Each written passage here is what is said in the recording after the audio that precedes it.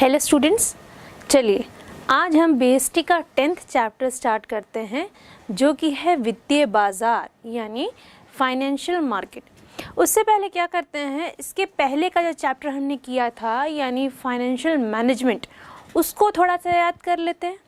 उसमें क्या पढ़ा था हमने कि वित्त क्यों आवश्यक है, सही है, और वित्त की आवश्यकता कहाँ कहाँ होती है। तो हमने क्या जाना कि जब किसी व्यवसाय को हम प्रारंभ करते हैं तो वहाँ से और उसके विकास के हर कदम पर हमें किसकी आवश्यकता होती है, वित्त की आवश्यकता होती है। अब हम यह जानते हैं इसके बाद कि बिना वित्त के किसी भी कार्य को करना बहुत मुश्किल है और व्यवसाय को आगे बढ़ाना तो और भी मुश्किल है। तो इससे हम यह कह सकते हैं कि वित्त जो होता है एक इम्पॉर्टेंट रोल प्ले करता है किसी भी बिजनेस या ऑर्गेनाइजेशन को आगे बढ़ाने में, या कह सकते हैं जो वित्त होता है वो किसी भी व्यवसाय का आधार होता है। तो इसी कॉन्सेप्ट को आगे बढ़ाते हुए आइए हम स्टार्ट करते हैं आज का चैप्टर फाइनेंशियल मार्केट यानी वित्तीय बाजार। अब यह दो शब्दों से मिलकर बना है, फाइनेंशियल और मार्केट यानी वित्त और बाजार। अब यहाँ पर जानेंगे कि जो वित्त हमें मिलता है वो कहाँ कहाँ से मिल सकता है। जो फाइनेंस हम चाहते हैं या कोई बिजनेस ऑर्गेनाइजेशन चाहता है कि उसके पास आए ताकि वो अपने आप को इस्टेब्लिश कर सके, यानी अपने आप को वहाँ पर बना सके, अपना जगह बना सके, अपने आप को शुरू कर सके या उस व्यवसाय की शुरुआत की जा सके और उसके बाद उसका ग्रोथ किया जा सके। तो जो वो वित्त आवश्यक है वो कहाँ से प्राप्त होगा। तो जैसे कि चैप्टर का नाम है फाइनेंशियल मार्केट, ये जो वित्त प्राप्त होता है इस फाइनेंशियल मार्केट से होता है। अब सवाल उठता है ये फाइनेंशियल मार्केट होता कहाँ है। तो फिजिकल रूप से बच्चों कहीं ये विद्यमान नहीं है। जैसे कि आपने फॉर एग्जांपल डिफरेंट मार्केट सुना हुआ है, कपड़ा बाज़ार सुना हुआ है, सब्जी बाज़ार सुना हुआ है, मच्छी मार्केट सुना हुआ है। ऐसे ही अगर हम वित्त बाज़ार को देखें तो फिजिकली कहीं नहीं मिलेगा आपको। ये सारी चीज़ें कहाँ मिलती हैं, ऑनलाइन होती हैं। ये जो मार्केट होता है ऑनलाइन सस्टेन करता है और इसमें जो ट्रांजैक्शंस होते हैं मतलब वित्त का या कोषों का आदान प्रदान होता है या जो इनमें विनियोग किया जाता है उसको किस तरीके से प्राप्त किया जाता है, ये सारे जो ट्रांजैक्शंस होते हैं वो सारे ऑनलाइन होते हैं। तो आइए चैप्टर को शुरू करते हैं और जानते हैं कि फाइनेंशियल मार्केट किस कॉन्सेप्ट पे काम करता है और कैसे काम करता है। तो सबसे पहले हम देखेंगे कि जो अर्थव्यवस्था है हमारी उसके दो प्रमुख क्षेत्र हैं। एक तो क्षेत्र है घरेलू और दूसरे हैं व्यावसायिक इकाइयाँ। मतलब हम इसे ऐसे भी समझ सकते हैं कि वे लोग जो अपने पास बचे हुए पैसों को क्या करते हैं, उसको निवेश करते हैं, वो लोग आते हैं घरेलू में। यानी आप और हम जैसे लोग, हम क्या करते हैं अपने कार्यों से या अपने दैनिक जीवन में क्या करते हैं, थोड़े थोड़े पैसों की बचत करते हैं और उसको क्या करते हैं, उसको या तो बैंक में जमा कर देते हैं या फिर मनी मार्केट में लगा देते हैं, जिससे कि हमको क्या मिले और अधिक प्रॉफिट मिले, हम प्रॉफिट अर्न करें। और एक वो इकाइयाँ होती हैं यानी व्यावसायिक इकाइयाँ जो इन पूंजियों का उपयोग करके क्या करती हैं, उनको अपने व्यवसाय में निवेश करती हैं और जैसे वो प्रॉफिट अर्न करती हैं उन प्रॉफिट में से जो परसेंटेज है वो अपने ऋणदाताओं को देती हैं या उन व्यक्तियों को देती हैं, उन लोगों को देती हैं जिन लोगों ने अपनी पूंजी को उनमें निवेश किया है। ठीक है, तो अब जैसे पता चल गया कि घरेलू और व्यावसायिक इकाइयाँ ये दो क्या हुए, अर्थव्यवस्था के प्रमुख दो क्षेत्र हो गए। तो अब हम इसको इस तरह से भी कह सकते हैं कि घरेलू क्षेत्र से व्यावसायिक इकाइयों तक जो कोषों का विनियोग होता है वह दो तरीकों से हम समझ सकते हैं। देखो, एक तो बैंक के माध्यम से होगा। अक्सर क्या करते हैं, अब अगर फंड जो है हमारे घर पे रखा है तो क्या हम उसका सदुपयोग कर रहे हैं, नहीं, क्योंकि उसका जो वैल्यू है वो बढ़ नहीं रहा, वो उतना का उतना है। तो उसके लिए क्या करते हैं, सबसे पहले लोग क्या करते थे, उसको बैंक में डालते थे। फिर बैंक क्या करती थी, जिन लोगों की या जिन व्यावसायिक इकाइयों को इनकी आवश्यकता होती थी वो उनको लोन देती थी। तो इस तरीके से वो जिन लोगों ने अपना पैसा बैंक में रखा है उनको क्या मिलता था, अपने पैसे पर ब्याज मिलता था और जो बैंक जिन लोगों को लोन देती थी उनको क्या मिलता था, फंड मिलता था, जिससे कि वह अपने प्रोजेक्ट में या अपने बिजनेस में उसको निवेश कर सके और अपने व्यवसाय को बढ़ा सके। अब एक और चीज़ सामने आई बैंक के अलावा, वित्तीय बाजार। अब ये क्यों सामने आई, क्योंकि देखिए अब मार्केट इतना वास्ट हो गया है, जैसे कि आप जानते हैं बैंक में जो अपने को रिटर्न मिलता है या जो ब्याज की दर है वो जो है वो कम है। अब इन्फ्लेशन ही हमेशा में ज़्यादा दिख रहा है आपको, आप इन्फ्लेशन रेट देखें वो ज़्यादा है, तो अगर उसको बैंक के ब्याज की दर से कंपेयर करेंगे तो आपको जो उसमें प्रॉफिट अर्न हो रहा है या जो लाभ मिल रहा है या ब्याज जो मिल रहा है वो कम मिल रहा है।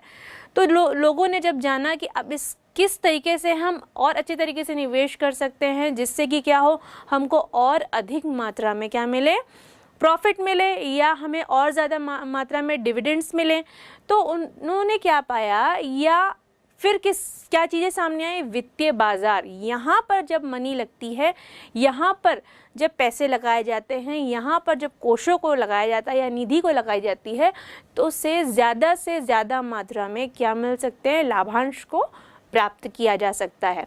इसमें क्या होता है, वित्तीय बाजार में जो होती हैं अपने जो बचत किए गए रकम से जो सिक्योरिटीज़ हैं या प्रतिभूतियां इसे हिंदी में कहते हैं, उनको क्रय किया जाता है। ठीक है, पैसे देकर के सिक्योरिटीज़ को क्रय। अब ये सिक्योरिटीज़ क्या क्या हो सकती हैं, शेयर्स हो सकते हैं, ठीक है, डिबेंचर्स हो सकते हैं, बॉन्ड्स हो सकते हैं। तो ये सारी सिक्योरिटीज़ हुई। इन सिक्योरिटीज़ को क्या किया जाता है, खरीदा जाता है, क्रय किया जाता है। तो दो चीज़ें सामने आई, बैंक और वित्तीय बाजार। ये दोनों क्या हैं, ये दोनों जो है विनियोजन के दो तरीके हुए। आइए अब हम आगे बढ़ते हैं और जानते हैं कि वित्तीय बाजार का अर्थ क्या है। वित्तीय बाजार का अर्थ क्या हुआ कि जब घरेलू यानी हाउस होल्ड से जो वित्त है या निधि है या कोष है उसको व्यावसायिक इकाइयों तक पहुंचाने के माध्यम को हम क्या कहते हैं, या जो उसमें मध्यस्थ का कार्य करते हैं उनको क्या कहते हैं हम, वित्तीय बाजार यानी फाइनेंशियल मार्केट कहते हैं।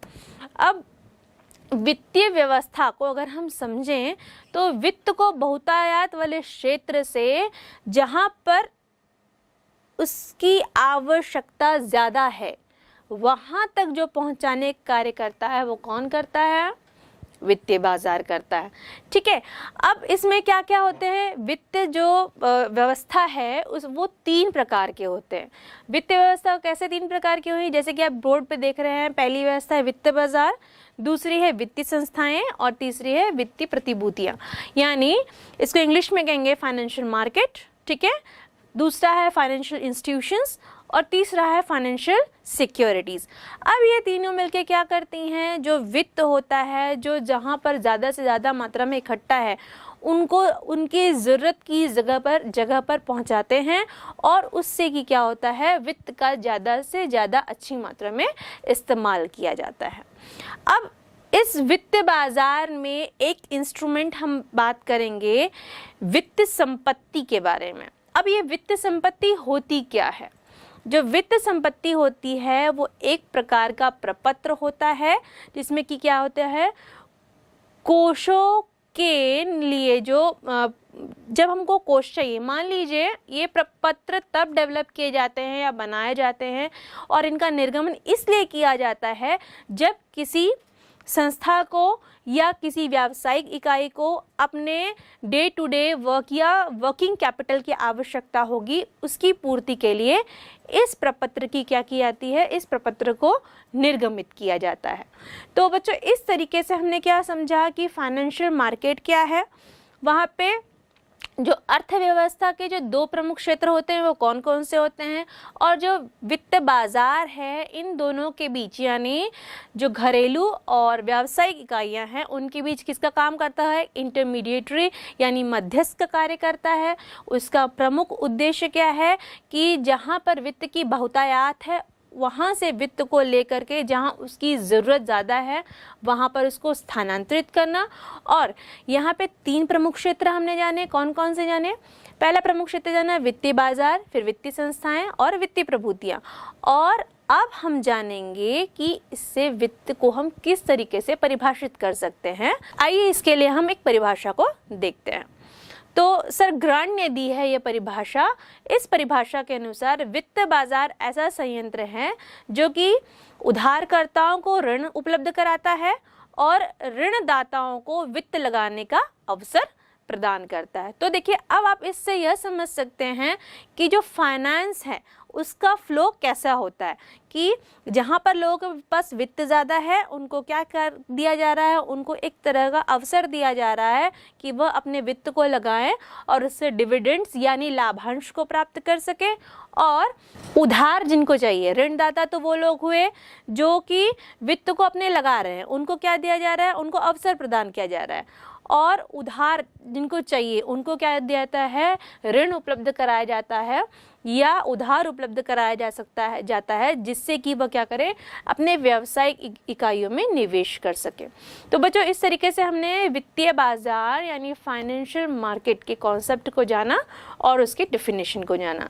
आइए अब हम वित्त की मांग एवं पूर्ति समझते हैं कि ये होती क्या है, यानी इंग्लिश में हम इसे कहते हैं demand and supply of finance. देखिए बच्चों, जैसे कि आप स्क्रीन पर देख रहे हैं, यहाँ पे एक चार्ट निर्मित है।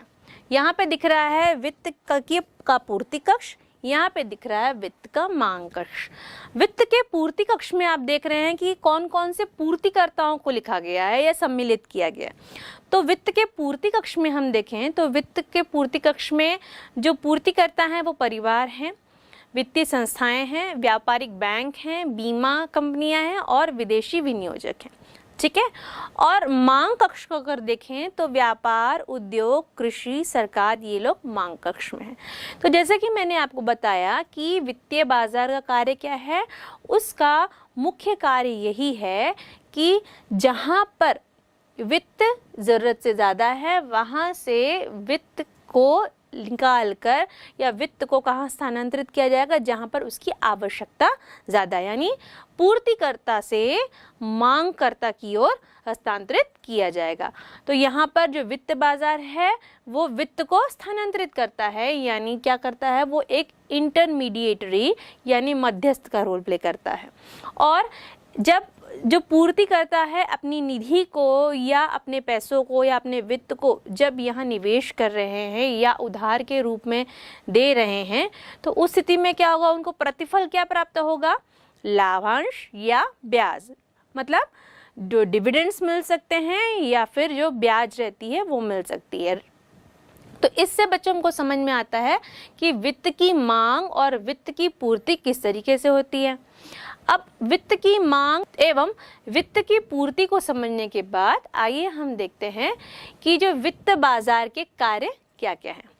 अब देखिए, जैसे कि हम जानते हैं किसी भी देश के लिए उसकी आर्थिक व्यवस्था मजबूत होना कितना इम्पोर्टेंट है। ठीक है।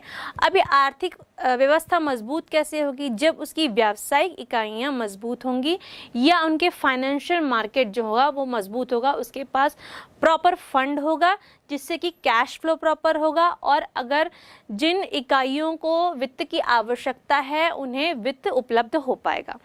तो इस स्थिति में जो वित्त बाजार के क्या कार्य हैं, आइए हम उनको एक एक करके जानेंगे। तो जो पहला कार्य हम स्क्रीन पर देख रहे हैं वो कहता है कि बचतों को गति प्रदान करना एवं अत्यधिक उत्पादकीय प्रयोगों की ओर ले जाना, यानी mobilisation of savings and channelising into the most productive use. देखिए, जैसे कि मैंने आपको पहले भी बताया है कि जो वित्त होता है वो जहाँ पर उसकी आवश्यकता ज़्यादा है वहाँ पर उसको स्थानांतरित किया जाता है, मतलब उसको मोबिलाइज किया जाता है। तो इससे क्या होगा, वित्त को और अच्छे तरीके से उपयोग किया जाता है और अधिक प्रोडक्टिव वे में यूज़ किया जाता है। ये वित्त बाजार का पहला कार्य हुआ। दूसरा कार्य है मूल्य खोजों में सहायक, यानी फैसिलिटेट्स प्राइस डिस्कवरी। किसी भी वस्तु या सेवा की जो मांग है और उसकी जो पूर्ति है वो उसके मूल्य को निर्धारित करती है। इसी तरह हम सिक्योरिटीज़ में भी देखें, अगर सिक्योरिटीज़ की मांग है और वो सिक्योरिटीज़ अवेलेबल हो जाती हैं तो उनका मूल्य निर्धारण करना आसान हो जाता है, उसके लिए बहुत खोजने की आवश्यकता नहीं होती है। फिर तीसरे हम बिंदु पर जाते हैं, तीसरे कार्य को देखते हैं। तो तीसरा कार्य कहता है वित्तीय संपत्तियों को तरलता प्रदान करता है, provide liquidity to the financial assets. अब जब वित्तीय संपत्तियां जो हैं वो इजीली अवेलेबल हो जाती हैं और प्रतिभूतियां, जब उन प्रतिभूतियों की आवश्यकता है तब वो प्रतिभूतियां क्या हो जा रही हैं, अवेलेबल हो जाएगी, तो उस समय क्या होगा, वहाँ पे तरलता बनी रहेगी, मतलब जो कैश है वो इजीली अवेलेबल हो जाएगा। चौथा कार्य क्या होता है, लेन देनों की लागतों को कम करना, यानी reduction of cost of transaction.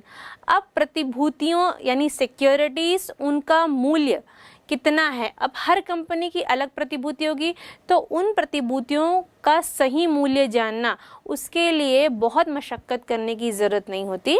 ये सारी चीज़ें चूँकि ऑनलाइन अवेलेबल होती हैं तो इसमें जो कॉस्ट लगती है या जो ट्रांजैक्शन कॉस्ट लगता है वो कम लगता है, या लेन देन की जो लागत होती है वो कम लगती है।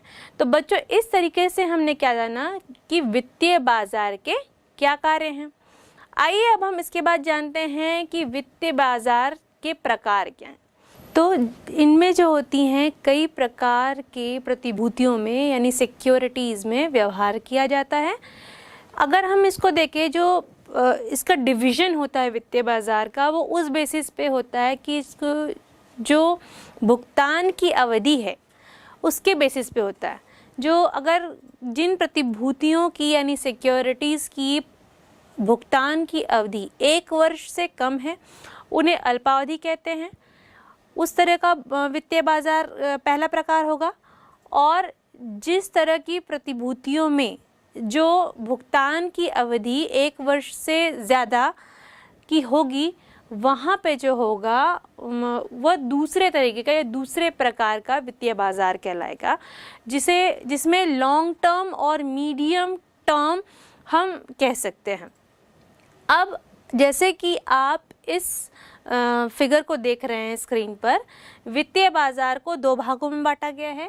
पहला है मुद्रा बाजार और दूसरा है पूंजी बाजार। जो मुद्रा बाजार है वहाँ पर जो प्रतिभूतियों का भुगतान होता है वो शॉर्ट टर्म पीरियड में होता है, यानी 1 वर्ष के अंदर। और पूंजी बाजार में जो भुगतान होता है प्रतिभूतियों पर वो 1 वर्ष से ज़्यादा का होता है। इसमें मीडियम टर्म और लॉन्ग टर्म बेसिस पे क्या किया जाता है, भुगतान किया जाता है या इन्वेस्टमेंट किया जाता है, और उसमें जो पैसे वापस किए जाते हैं उसके लिए जो समय होता है वो 1 वर्ष से 5 वर्ष के बीच या उससे भी ज़्यादा हो सकता है। अब यहाँ पर आप जैसे इस फिगर में देख रहे हैं, पहले हम मुद्रा बाजार से स्टार्ट करेंगे। तो मुद्रा बाजार होता क्या है, जैसे कि आपने जाना कि मुद्रा बाजार जो होता है यह अल्प अवधि पे कार्य करता है, यानी इन पे जो प्रतिभूतियों के जो भुगतान की अवधि होती है वो 1 वर्ष से कम होती हैं। तो जो भुगतान की अवधि कम होने से ये क्या होता है, ये नियर टू कैश होता है, मतलब कि इसको तुरंत कैश में कन्वर्ट कर दिया जाता है। अब ये जो मुद्रा बाजार है, अगर हम इसको एक डेफिनेशन के माध्यम से समझें तो ये डेफिनेशन कुछ इस प्रकार है, जो कि रिजर्व बैंक द्वारा दी गई है। रिजर्व बैंक के अनुसार मुद्रा बाजार अल्पकालीन संपत्तियों को क्रय विक्रय करने के केंद्र होता है। ठीक है। और एक बात और, जो मुद्रा बाजार होता है वो उच्च तरल होता है और कम जोखिम पूर्ण होता है। अब उच्च तरल भी होता है और कम जोखिम पूर्ण भी होता है, ऐसे कैसे? तो उच्च तरल इसलिए होता है क्योंकि यहाँ पर जो होता है समय अवधि कम होता है, और इस वजह से क्या हो जाता है, समय अवधि कम होने के कारण ये नियर टू कैश हो जाता है। अब इसका रीज़न क्या है? क्योंकि जो discount finance house of India है वो खुद इसके लिए क्या करती है, बाजार उपलब्ध कराती है। और कम जोखिम पूर्ण क्यों होता है? कम जोखिमपूर्ण, एक तो इसके कालावधि के कारण भी होता है क्योंकि कम समय में ही उनको भुगतान करना पड़ेगा, और दूसरी चीज़ ये होती है जो जारीकर्ता होते हैं वो अपने आप में वित्तीय रूप से क्या होते हैं, सुदृढ़ होते हैं। इसीलिए जो मुद्रा बाजार से जो प्राप्त धन होता है या मुद्रा बाजार के जो प्रपत्र होते हैं वो क्या होते हैं, उच्च तरल भी होते हैं और कम जोखिमपूर्ण भी होते हैं। आइए अब मुद्रा बाजार को समझने के बाद हम इनके कुछ इंस्ट्रूमेंट्स को जानते हैं कि किन किन तरह के प्रपत्रों पर कार्य किया जाता है मुद्रा बाजार में। जैसे कि आप स्क्रीन पर देख रहे हैं, जो मुद्रा बाजार है उसमें इस तरह के इंस्ट्रूमेंट्स या प्रपत्र या उपकरण को इस्तेमाल किया जाता है। पहला कमर्शियल पेपर, फिर ट्रेजरी बिल, उसके बाद आता है कमर्शियल बिल्स, फिर आता है सर्टिफिकेट ऑफ डिपॉजिट्स और इसके बाद कॉल मनी। अब हम इन सारे उपकरणों को एक एक करके समझेंगे कि ये उपकरण किस तरीके से कार्य करते हैं। तो सबसे पहले हम बात करते हैं कमर्शियल पेपर की, यानी जिसे हिंदी में कहते हैं वाणिज्यिक बिल। अब जैसे कि आप जानते हैं कि जो ये इंस्ट्रूमेंट्स जितने भी होंगे वो शॉर्ट टर्म होंगे और असुरक्षित प्रपत्र होंगे। तो हम इस शब्द को हर प्रपत्र के साथ लेते हुए चलेंगे, हर इंस्ट्रूमेंट्स के साथ लेते हुए चलेंगे। तो पहला, जब हम कमर्शियल पेपर की बात करते हैं या वाणिज्यिक बिल की बात करते हैं तो ये जो बिल होता है वो अल्पकालीन असुरक्षित प्रतिज्ञा पत्र होता है, यानी प्रतिज्ञा पत्र को इंग्लिश में प्रॉमिसरी नोट कहते हैं, ठीक है, जो कि क्या करता है, जो प्रतिष्ठित कंपनियां होती हैं उनके द्वारा अपनी अल्पकालीन, मौसमी और क्रियाशील पूंजी की आवश्यकता को पूरी करने के लिए जारी किया जाता है और इसे इंडोर्समेंट या डिलीवरी के द्वारा दिया जाता है या स्थानांतरित किया जाता है। इसका जो मैच्योरिटी पीरियड यानी परिपक्वता अवधि, इसकी जो मैच्योरिटी पीरियड होती है वो 15 दिन से 1 साल तक के लिए होती है। और इसका उद्देश्य क्या होगा? अब इसका उद्देश्य होता है कि जो वर्किंग कैपिटल, रोज़मर्रा के कार्य के लिए जब पैसों की या वित्त की आवश्यकता होती है तो उन कार्यों की पूर्ति के लिए किस तरीके से और कैसे वित्त हम उपलब्ध करा सकते हैं। तो इन कमर्शियल पेपर्स का यूज़ उन्हीं तरह के वित्त को यूज़ करने के लिए हम इस्तेमाल करते हैं या कंपनीज इस्तेमाल करती हैं। कौन सी कंपनीज? प्रतिष्ठित कंपनीज। अब जब इस तरह के काम के लिए इन प्रपत्रों का इस्तेमाल होता है तो इस तरह के कार्य को क्या कहते हैं? Bridge financing. बच्चा, ये जो ब्रिज फाइनेंसिंग मैं आपको बता रही हूँ, अक्सर आपके क्वेश्चन में पूछा जाता है, अक्सर आपके क्वेश्चन पेपर में पूछा जाता है कि ब्रिज फाइनेंसिंग क्या होता है। तो ब्रिज फाइनेंसिंग क्या होता है? जब अपनी स्थायी संपत्तियों की आवश्यकता को पूरी करने के लिए इस तरह के प्रपत्र कौन करती हैं? प्रतिष्ठित कंपनियां जारी करती हैं, तो उसे ब्रिज फाइनेंसिंग कहा जाता है। और इनके क्रेता कौन होते हैं? जो इंश्योरेंस कंपनीज हुई, ठीक है, यूनिट ट्रस्ट हुए, बैंक हुए, ये सब क्या होते हैं? इनके क्रेता होते हैं। अब ये जो होते हैं, जो प्रपत्र होते हैं, जो सब जब सेल किए जाते हैं या बेचे जाते हैं तो किस तरह डिस्काउंट्स में दिए जाते हैं और उनको प्राप्त किया जाता है उनके पूरे दाम पर। मान लीजिए अगर हम कह सकते हैं 50,000 रुपये जमा किए जा रहे हैं, लेकिन 50,000 के एवज में उनको कितना जमा करना है? 45,000 रुपये जमा करना है और उनको वापस कितने मिलेंगे? 50,000। तो यहाँ पे जैसे कहा जाता है, जैसे मैं कह रही हूँ कि इसे डिस्काउंट रेट में दिया जाता है। जब प्रपत्र जारी किया जाएगा, मान लीजिए 50,000 का प्रपत्र है, उसे 45,000 में दिया जाएगा, ठीक है, बेचा जाएगा, लेकिन जब उसे वापस लिया जाएगा तो उसे पूरा 50,000 में, मतलब ये जो 50,000 है वो पूरा वापस मिल जाएगा। अब अगर इसके अंकित मूल्य की बात करें, इस प्रपत्र की जो अंकित मूल्य होती है वो कम से कम 5 लाख रुपए होती है। तो बच्चों, इस तरीके से आपने कमर्शियल पेपर को समझा। अब कमर्शियल पेपर को जानने के बाद हम दूसरे जो उपकरण है उसकी तरफ चलते हैं, जैसे ट्रेजरी बिल या राजकोषीय बिल कहते हैं। ये क्या होता है? आरबीआई के द्वारा इशू किया जाता है, किसके बिहाफ में?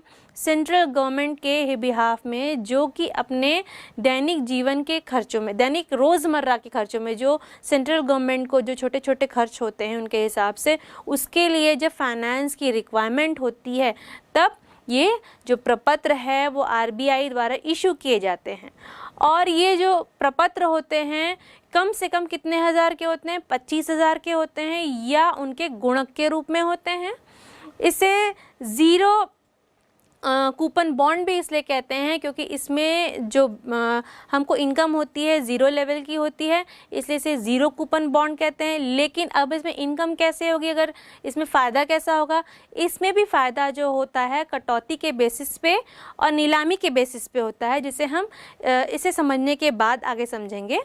और इसका जो कालावधि होती है यानी टाइम पीरियड होता है 91 डेज से लेकर के 364 डेज में किया जाता है। व्यवहार के एक प्रकार को देखें तो इसको इस तरीके से भी समझ सकते हैं कि जब 1 लाख अंकित मूल्य का जो प्रपत्र है अगर उसे 91 डेज के लिए ट्रेजरी बिल 95,000 में जारी किया जाता है, तो इससे आप क्या समझेंगे कि जो ऋणदाता है वो 95,000 दे करके 1 लाख रुपए अर्जित कर सकता है। तो ये कटौती हुई। नीलामी के समय किया जाता है कि नीलामी के समय जो आरबीआई होता है वह विभिन्न समाचार पत्रों में क्या करता है कि वह नीलामी के लिए टेंडर आमंत्रित करता है, और जो टेंडर जिन लोग जो इंटरेस्टेड पर्सन्स होते हैं वो उसके लिए जाते हैं। और इस तरीके से क्या होता है, वहाँ पर जो अर्जन होता है, किस तरह वित्त को प्राप्त किया जा सकता है, वो कार्य इन 2 रूप में होता है या 2 तरह के व्यवहार करके प्राप्त किया जाता है। तो बच्चों इस तरीके से हमने मुद्रा बाजार के 2 उपकरणों को जाना है। पहला है कमर्शियल पेपर यानी वाणिज्यिक बिल, और दूसरा है ट्रेजरी बिल यानी राजकोषीय बिल। अब हम बात करते हैं कमर्शियल बिल की यानी वाणिज्यिक बिल।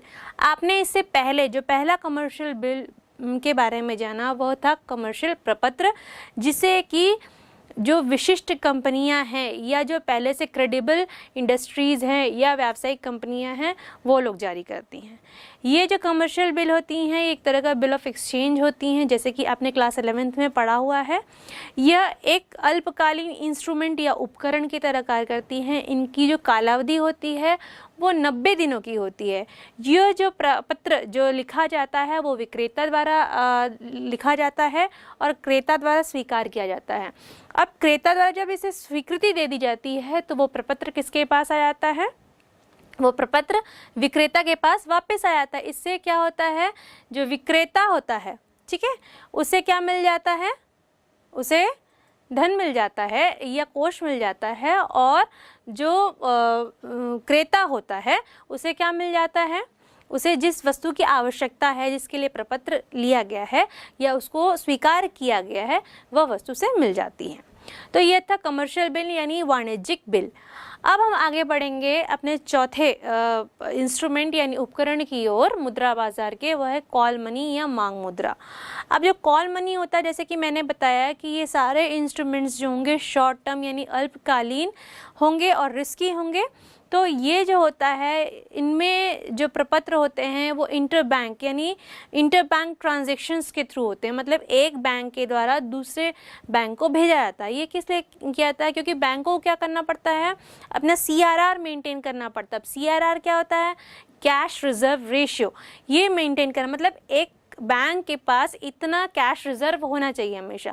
अब क्या होता है, जैसे मान लीजिए किसी बैंक ने किसी को लोन दे दिया, तो मान लीजिए उसके पास जो कैश होना चाहिए जितना सेंट्रल गवर्नमेंट ने या आरबीआई ने डिसाइड किया हो, आरबीआई ने डिसाइड किया हुआ है, अगर वो कम हो गया, क्योंकि ये रेगुलेटरी फ्रेमवर्क है यानी जो नियामक ढांचा बना हुआ, अगर उससे कम हो गया तो उस पर पेनल्टी लग सकती है बैंक को, ठीक है।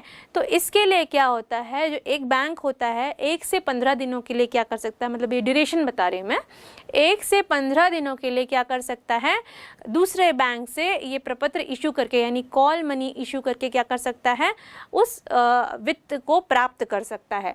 और इसका जो मेच्योरिटी पीरियड मैंने जैसे बताया 1 से 15 दिन का होता है, और जो इंटरेस्ट पे किया जाता है एक बैंक से दूसरे बैंक को इस प्रपत्र के द्वारा, उसे हम कॉल रेशियो कहते हैं, यानी जिसे इंग्लिश में कॉल रेशियो कहते हैं और हिंदी में मांग अनुपात कहते हैं। तो बच्चों ये हुआ चौथा कॉल मनी इंस्ट्रूमेंट। अब हम अंतिम इंस्ट्रूमेंट की ओर चल रहे हैं मुद्रा बाजार के, वह है सर्टिफिकेट ऑफ डिपॉजिट, जिसे इंग्लिश में शॉर्ट में सीडीज भी कह सकते हैं। यह भी एक शॉर्ट टर्म फाइनेंसिंग इन्वेस्टमेंट होता है। ये जो होता है कमर्शियल बैंक्स के द्वारा जारी किया जाता है और इसका जो ड्यूरेशन होता है वो 91 डेज से लेकर के 1 ईयर तक का होता है। और ये जो होता है जो कंपनियां होती हैं इन दूसरी कंपनियों को इशू करती हैं।